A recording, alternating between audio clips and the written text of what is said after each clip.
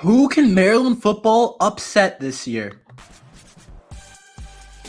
You are Locked On Terps, your daily podcast on the Maryland Terps. Part of the Locked On Podcast Network, your team every day. What's up, everyone? I'm Tre Moore, video content creator for 247 Sports and InsideMarylandSports.com, and host of Locked On Terps, part of the Locked On Podcast Network, your team every day. So thank you for making us part of your day. And today's episode is brought to you by the Gametime app. Download the Gametime app, create an account, and use code LOCKEDONCollege for $20 off your first purchase. Terms apply. Let's get into who do I think that the Terrapins have the best shot at upsetting this year. It's a little bit too early to know for sure, but I want to give my opinion on what I think right now, my way too early, who can Maryland football upset this year.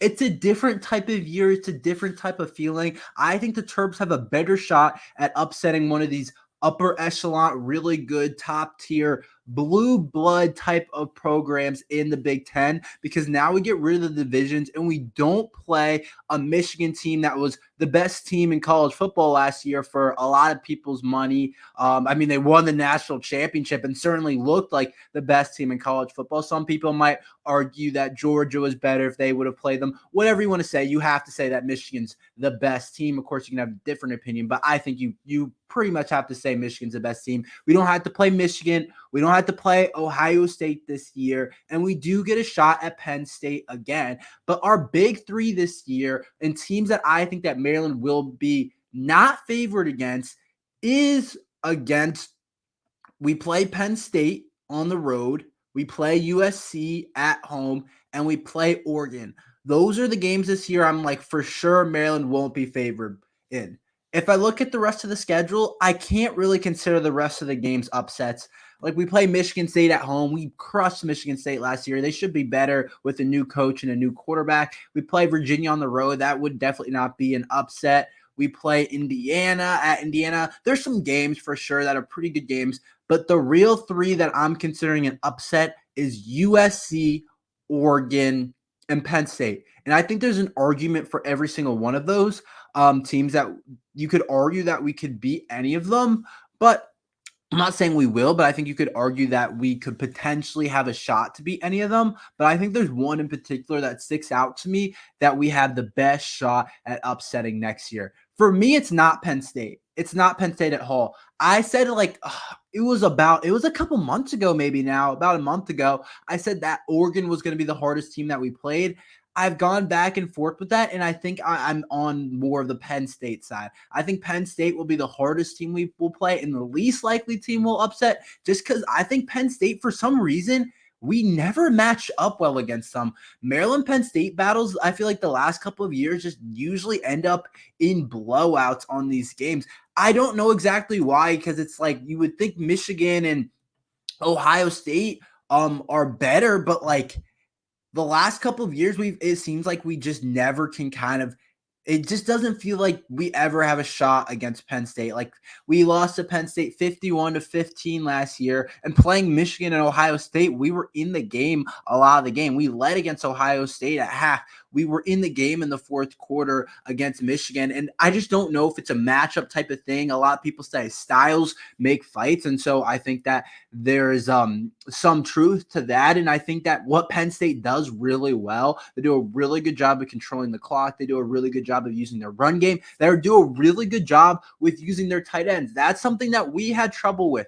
And that Michigan and Ohio State, they definitely did a pretty good job with their tight ends. But Penn State, we couldn't really stop their tight ends a lot, even though their wide receiver room wasn't anything special. And we had a really hard time blocking them. So I just don't know if we just didn't match up well. It was hard to match up with their tight end room. Their pass rush was really good, one of the best parts of their team. But it's interesting because you would think Ohio State had a really good pass rush and had good tight ends. The Stover kid was a really good player. And you would think the same thing about Michigan. But Penn State, it would just seem like every time we played them, it wouldn't go well. And I think of what Penn State brings back next year and how it compares to Maryland, they bring back their quarterback, which is really scary. So I think and Drew Aller, who has a chance to be a first-round pick in the NFL draft if he starts to figure things out. I still think he's a tad overrated, but I do think that he's a really talented player that just has to figure things out. He has the big arm and everything, but I don't know if it was more of a Penn State coordinator issue. I know they fired their OC last year,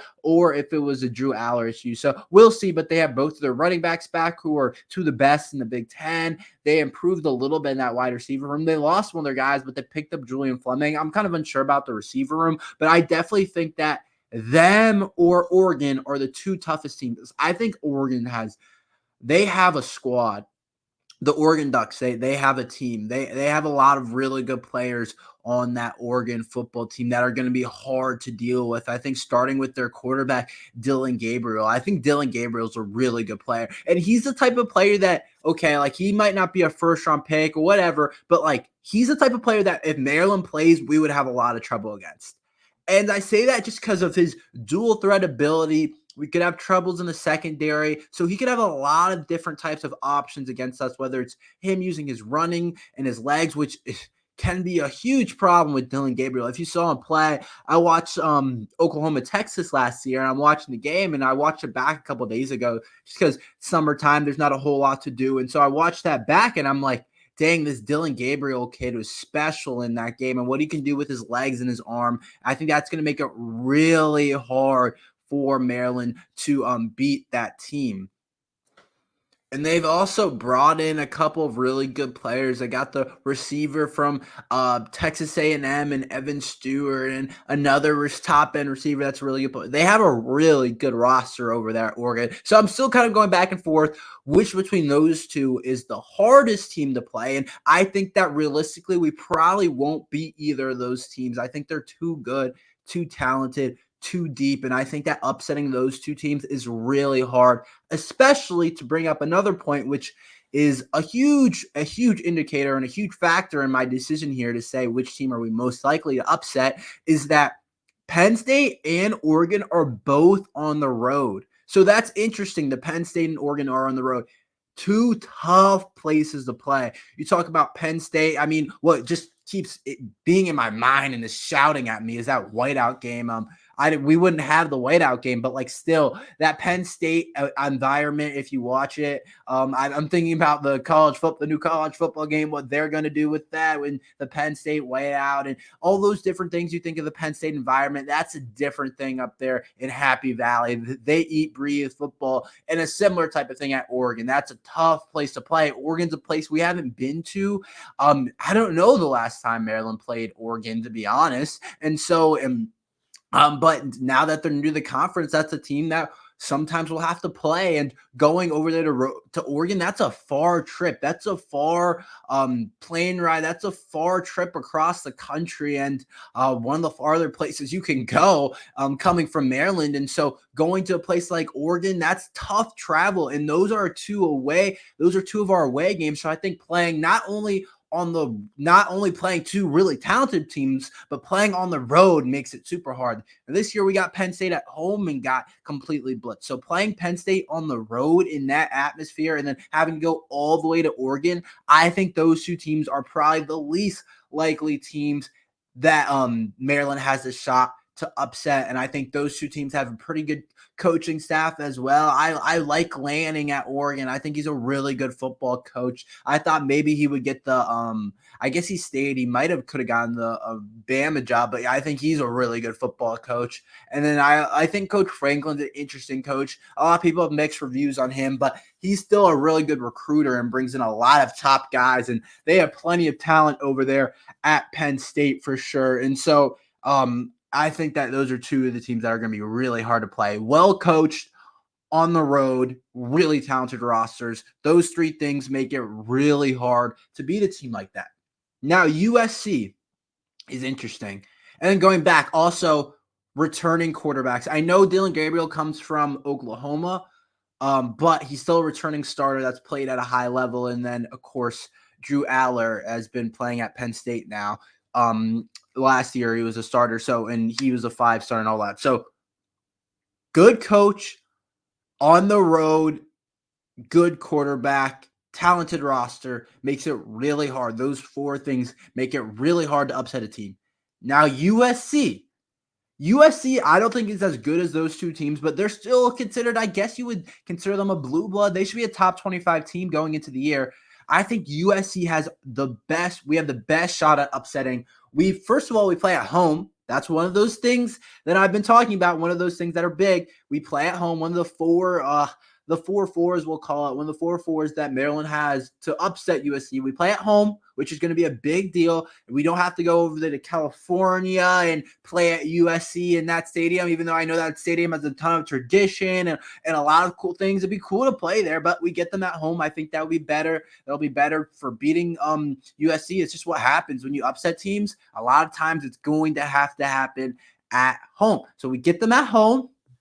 I will say Lincoln Riley's a good coach, so we can't say that we have that over them or that Lincoln Riley's not that good of a coach. He's an offensive mastermind, and if we don't have things going well on the defense side of the ball, he's going to watch film and he's going to figure out how to exploit it. So we're going to have to make sure to be in good spots, good positions when we leading up to that USC game. And in the USC game, they have a good coach for sure, and they for sure have a talented roster. I don't think it's as talented as Oregon and Penn State, and they struggle on the defensive side of the ball, and Maryland might be able to score on USC. But I think you get the new quarterback as well. So you get 2 of the 4s and maybe kind of 3-ish of the 4 4s, and I think that puts you in a good spot to upset them. They have a new quarterback, Caleb Williams. You guys all know Caleb Williams, number 1 pick in the draft to the Bears. I think he's going to be a really good player in Chicago. I know people have mixed kind of feelings about Caleb Williams, but as a pure football player, I think he's the talent. I think he's going to live up to the expectations. I think he's a super good football player, but that's kind of besides the point a little bit. They're starting a new kid in Miller Moss who went off in their bowl game and had a bunch of touchdowns and had a really good game. And I was like, yeah, this kid looks like a really good player, and went and had a really good game in the bowl game.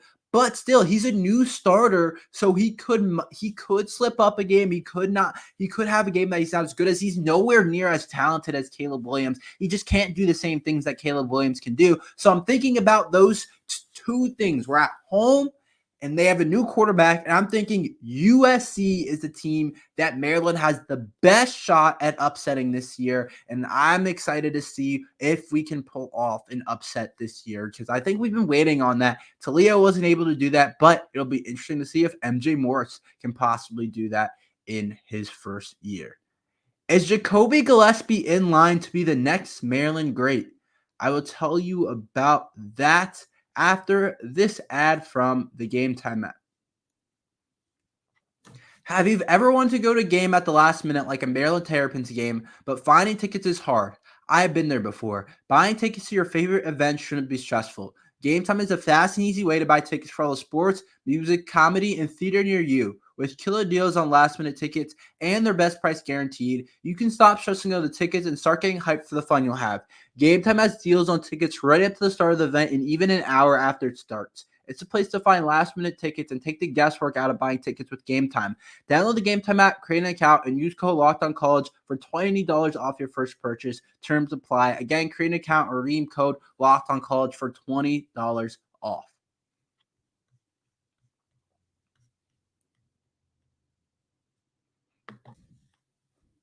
So Maryland basketball has had now for a while, it seems like we have good point guard play year in and year out.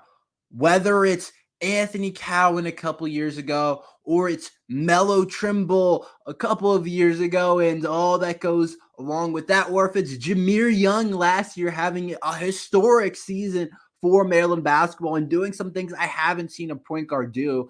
And so Ja'Kobi Gillespie coming from Belmont, transferring from Belmont, similar to kind of what happened with Jameer Young. Jameer Young came from Charlotte. It's a similar type of thing, similar type of transfer, but we do get Ja'Kobi Gillespie for 3 more years. And so Ja'Kobi Gillespie coming from Belmont, what can he do as a player? How good of a player can he become? Is he in line? I think he is to be the next great Maryland point guard, because we've had tradition of having really good point guard play for the last couple of years, and I think that this kid is going to be next up. First of all, I love Ja'Kobi Gillespie's game. And I think it compares a lot to what we've seen from Ja'Mere Young, from what we have seen from Cowan, from what we have seen from Melo Trimble. I think he's a mold of kind of all three of them, to be honest. I think he has a little bit of each of them in his game. And I'm not just saying that because I really do think, like, when I watch him, I see a little bit of Cowan, I see a little bit of Melo Trimble, I see a little bit of Ja'Mere Young, and that's because that speaks to his complete game. That's number one reason why I think he is next in line to be the next Maryland great point guard. He has a complete basketball game. He can score. He can pass. He plays defense. He does everything at a high level, and he can shoot the ball. He can shoot the mid-range. He can get to the bucket. And when you watch his game and when you watch his games last year for Belmont, you understand that. And when I think of all those three guys combined, I see a little bit of Gillespie in all three of them. And so when I think about Anthony Cowan and his driving ability and his ability to get to the bucket, Ja'Kobi Gillespie, I've seen him do the same things on his tape and on his highlights and in the games. He can get to the rim really well.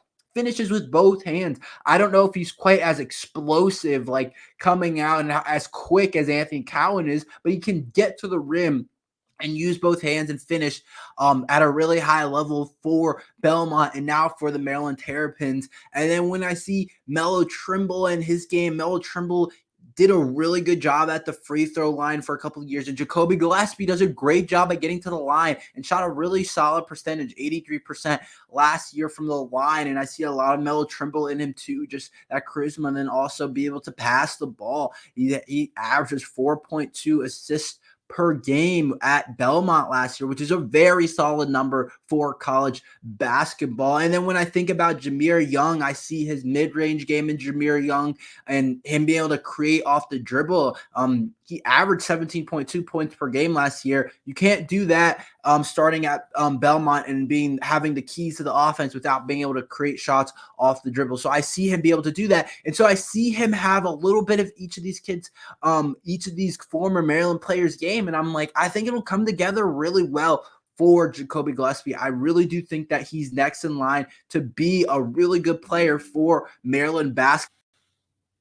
I think that he shoots the three ball well, which is extremely important. We didn't have good shooting last year, and it hurt us. And I think Ja'Kobi Gillespie instantly comes in as a 38.7% three-point shooter last year and says, yeah, I can shoot the three ball at a high level. If you leave me open, I'm going to knock it down. And so when I think of his complete game as a player, and I kind of forget on the defensive side of the ball, he's also elite. He averaged 2.2 steals per game last year. That's a pretty good number. And it's like, oh, what else is there? He rebounds the ball well at a high level. 4 rebounds per game at the guard spot, really good number to be averaging. So I'm thinking about him as a player, and obviously it's going to be interesting to see because he's never played in the Big Ten. He hasn't played that high level yet. It might take adjusting a little bit, but I think that he finds his game, and I think he shows why he was one of the top-rated players in the portal, and a lot of schools wanted this kid. Now it's going to be interesting. If we land Chaz Lanier, which I think we have a good shot at doing, it's between us, Kentucky, and Tennessee, I'm hearing. But if we land Chaz Lanier, he'll have to be he's not going to have to do what Ja'Mere Young did last year. We're going to be a lot more complete as a basketball team, and we're going to really run it through the front court. But he'll be our main ball handler, and I think he'll be able to do that well, and I think he fits into that role that Ja'Mere Young did last year. He's not going to be as good as Ja'Mere Young was last year. You're just not going to get 30 points a game from him. Like, you're not going to get those type of numbers. But the thing is, he doesn't have to be, and we don't want him to be that. That means we're in trouble if one player has to do that. But I think he's going to be a really solid player, and I think he's going to be next in line after Cowan, after Trimble, after Young to be the next really good Maryland point guard. Can Maryland land Blake Woodby after his decommitment from Ohio State? I will tell you about that after this ad from FanDuel. It's winner take all in the NBA and NHL, and FanDuel's giving you a shot to bring home a big win of your own. Right now, new customers get $150 in bonus bets with any winning $5 bet. You guys have to get on FanDuel if you're watching the NBA. If you're watching the Knicks game tonight and want to bet on the Knicks-Pacers game and you want to bet whoever to win, or if you want to bet Jalen Brunson to go over on points, or Tyrese Halliburton to go under on his assists or over on points. Whatever you want to do, you have to get on FanDuel because you get $150 on spreads, money lines, player props, and more. So visit FanDuel.com/lockedon and make every playoff shot count. FanDuel, America's #1 sportsbook. So there's an interesting thing going around that Maryland could potentially land Blake Woodby from St. Francis Academy, just decommitted from Ohio State, and he was one of the first players in Ohio State's 2025 class. Really highly rated player. And I saw someone leave something on my comment section the other day, which I thought made a lot of sense. Apparently, Ohio State committed two of the top 25 or two of the top cornerbacks in the 2025 class. And Blake Woodby is definitely a top cornerback in that class, but he's ranked number 9 on 247 or whatever. And apparently, like, now that they committed two of the top cornerbacks in that class, they don't feel the need to have Blake Woodby, and they told him that he probably should decommit. I don't know if that's true, but like I could see some version of that coming true. He sees other guys commit, other two of the top guys. He's like, I'm sure he's a really big competitor and everything, but I think that it's like, okay, like I'm going to go somewhere else. They don't have trust in me. They bring in all these guys, but like, or something like that. And that might not be true. It might be something completely different. But I think there could be some possibility in that. But this kid, Blake Woodby, is a really good football player.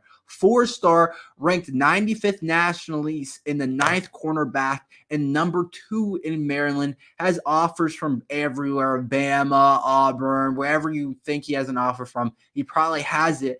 And he's a Maryland kid from St. Francis Academy. We really like St. Francis kids. We have a couple on our roster. And the thing about him is, he's an elite level athlete. I've heard. I saw a crazy 40 time that he apparently ran. I'm not sure how true that is, but it said 40-yard. It said in a 4.39 in St. Francis Academy's 40-yard dash at their like pro day. I guess St. Francis had a pro day. That is extremely high level, and this is a kid that if Maryland is able to flip, and I know Coach Azar is doing all he can to land this kid. Coach Azar is one of our new coaches in the secondary, and he came from BC, and he was one of the first coaches to offer Blake Woodby at BC, and so that was one of his first offers. So he has a connection there, and there seems to be some type of connection between Woodby and Azar, and Azar will be the reason we'll land him. But if we land him, our cornerback room looks really good for the next couple of years, because it's already good right now in terms of the future. It's definitely a question mark in terms of this year, but in terms of the future, with Braden Lee and a lot of other guys that are really highly rated players, the cornerback room looks really good for Maryland football. And I think that, number one, you got to pitch. You get to be a hometown hero. You get to play in the hometown. You get to stay in the state of Maryland and play there. And I think that's a really big pitch for him. And then I also liked him as a player because I saw this thing that he was a captain pretty young at St. Francis. He apparently came into the program. He ran both ways freshman year, but he came into the program and was like a really high-level leader and character, and he got voted as a captain pretty early on. And so I'm hearing really good things about this Blake Woodby kid, and I'm thinking if we're able to land this kid, I think it puts us at a really good spot, especially if he wants to go somewhere and play right away. I think he would have a chance to do that with the Maryland program. 4.39 speed is just something that you're not going to just see every single day. You're not going to see 4.39, and if you watch his tape, he's twitchy. There's a reason why he's ranked so high. This kid has a chance to be really good. Plays both ways as well. Plays a receiver position, but is going to be a cornerback in high school or college, but he's the type of guy that we're looking at and it's like, oh yeah, that kid might be a first round pick with his speed, his athleticism, his twitch at the cornerback spot, his hip movement. He's a chance to be a really good player for whoever he lands at. And there's other programs that are definitely in the mix. I think his recruiting is going to go a lot differently now that he decommitted from Ohio State, but I do think that a lot of people wanted him. Like he went on I know that Florida was in the mix. I know he was big on Ohio State. I know that Auburn was in the mix as well, but it seems like Maryland might be able to get in there and potentially get Blake Woodby, and it would be a huge jump for us. That's all we have for today. Thank you for listening to Locked on Terps. Make sure you like and subscribe. We're here every day talking Maryland football and basketball. So thank you for listening to Locked on Terps.